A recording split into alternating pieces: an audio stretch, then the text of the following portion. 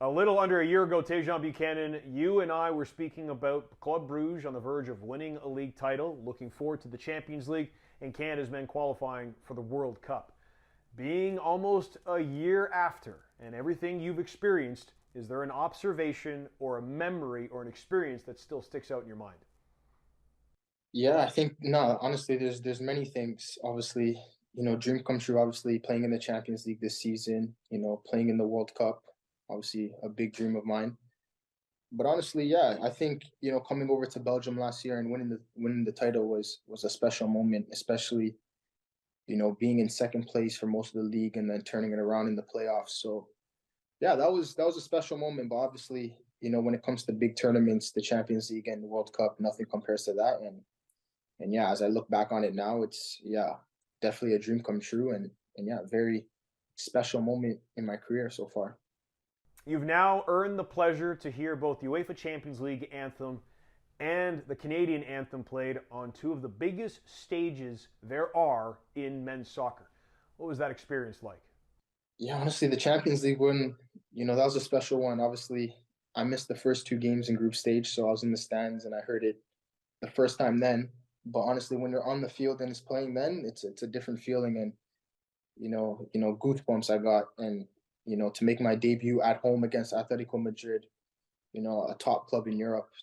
Yeah, it was a special moment in my career and yeah, to come away obviously with a win that game was even more special. And then obviously at the World Cup, hearing that anthem for the first time against Belgium, yeah, nothing could really compare to that moment.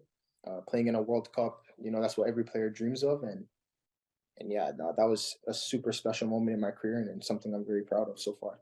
When we spoke almost a year ago, you were experiencing so many career highs. There's been a lot of adversity so far in Club Bruges' season, and perhaps it's not going the way the team and yourself might have wanted it to go. So, how do you deal with that adversity, knowing there are some things that are out of your control? Yeah, no, I think you're spot on with that. I think especially this year from a club level, it's been a lot of ups and downs. To going on our third coach this season, didn't we're not doing as good as we would have thought this year. But then obviously we had a good Champions League campaign. Obviously we just got knocked out, but that's a lot of positives to take from that. But yeah, I think as a player, those are always the tough situations when new coaches are coming in, new formations, new roles on the team. So as a player, I just kind of just control what I can control, and that's working hard.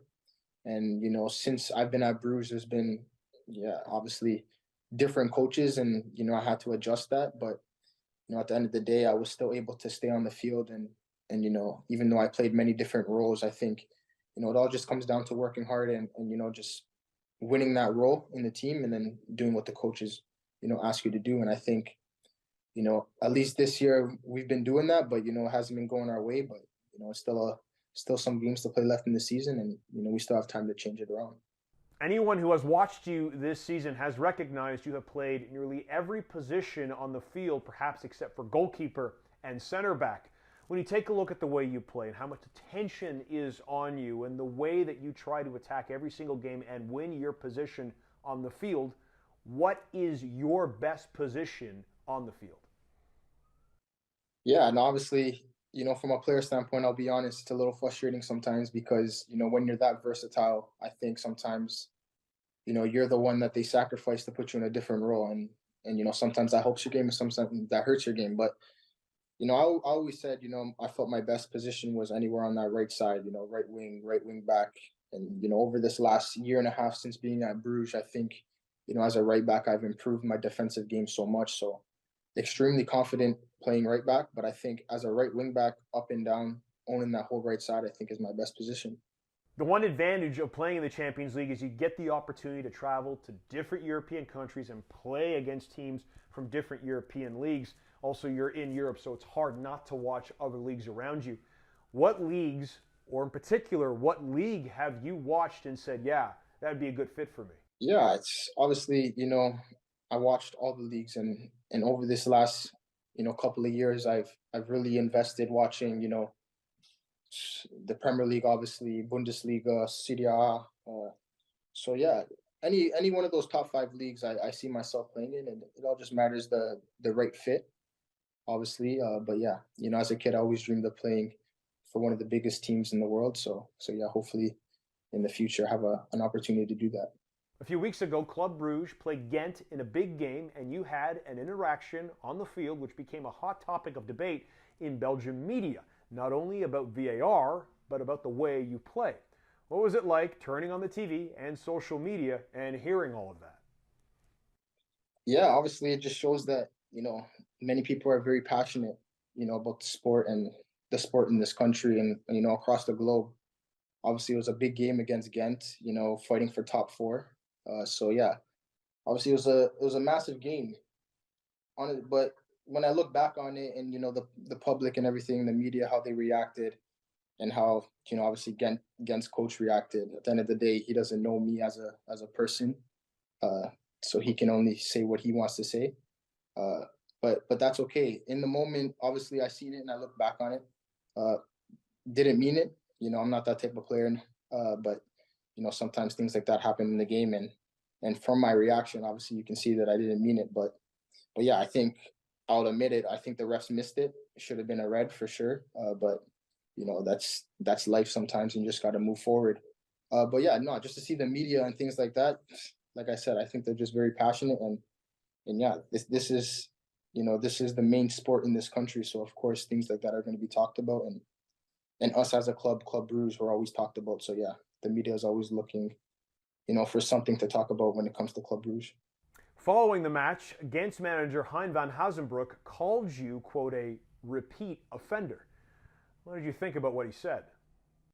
Yeah, obviously, to your first part of that question, I think when I processed it, and what the coach had to say, the opinions of others, that doesn't matter to me. At the end of the day, it's about what I do on the field and what we can do to help win the game and stuff like that. So all that stuff, whatever anybody had to say, I didn't even really see it honestly, and it didn't really matter. But yeah, I think you just have to be smarter as a player at the next games. Obviously, my next game, I knew the refs and things were going to be looking for anything to book me for, or even the opposition was going to do anything to, try and get me off my game and get me to react. But obviously, that wasn't the case, and yeah, like I said, it's just about being a little smarter after that and knowing what's been going on, and yeah, just try and play your game and help win games. After all of that debate and all of that uproar, the following game that Bruges played, you could hear, even through the TV when I was watching, the boos that you were dealing with. What was it like hearing all of that reaction in the stadium? Yeah, honestly, not that I feed off of it or anything like that. It's just try and play your game. We were there to, try and win the game, and I was just treating that as any other game. And obviously there's some boos and stuff like that. Didn't really make sense to me because at the end of the day, if the ref gives me a red card, they don't boo me. So maybe they should be booing the refs and not me. But that's another story. But yeah, it's just playing your game and just trying to do the things that I've always been doing when I step on the field. It's just some booze. That's normal. All of that aside, Tajon, it's hard not to notice the reports about your future and how many clubs are interested in you. How are you dealing with all of that? Yeah, I think I like to just live in the moment. Obviously, still in season. We're still fighting for top four. Trying to get into playoffs and then see what we could do in playoffs. So it's just for me, it's staying day to day. Focus on what's in front of me, and that's our next game. Obviously, yeah, you see the rumors and things like that, and yeah, no, obviously nice to see, especially in my situation. Having that dream to play in one of the top five leagues, and yeah, I think everyone knows that's no secret that I came to Belgium as a stepping point in my career. So for sure, it's a dream of mine to move on and play in one of those leagues. But yeah, like I said, it's just staying day to day. Treat every game, one by one, and right now it's our next league game, and that's my only focus right now. Before the 2022 World Cup, we were talking about what the men could prove on the biggest stage. Now we're looking at the next 3 years. There are CONCACAF Nations Leagues, there are Gold Cups, and the potential to qualify for the 2024 Copa America. What do you want to see out of the men's team in the next 3 years before the 2026 World Cup? Yeah, I think over these next couple of years, it's very important. for Canada soccer and us as the players. I think you know coming off a World Cup and and things like that, our goals and some of the things like that, we have to aim higher for sure. We have a lot of games coming up and a lot of opportunities to showcase ourselves and a lot of tournaments.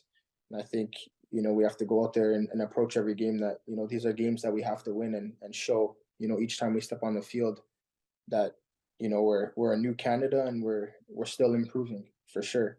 I'm not saying we have to go to every tournament and win the tournament, but for sure that's what we're going to aim for and try and do. And yeah, that will set us up, for years to come. That we're still improving and trying to take this sport in our country to another level. In the months leading up to the World Cup, Tajon, yourself and other members of the men's team were giving me a similar anecdote, especially from inside European locker rooms, from other international players. And that anecdote was a little playful teasing going on between those other international players and Canadians about the way Canada plays on the international stage. But since the World Cup and what the men's team showed, are those perceptions changing? Are you hearing something different? For sure, yeah. To this day, you talk about that game in Belgium, everyone says Canada should have won that game.